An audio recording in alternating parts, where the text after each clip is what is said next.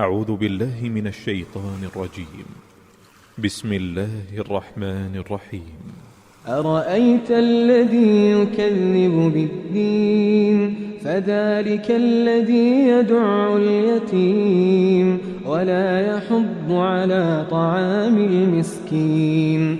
فويل للمصلين الذين هم عن صلاتهم ساهون الذين هم يراءون ويمنعون الماعون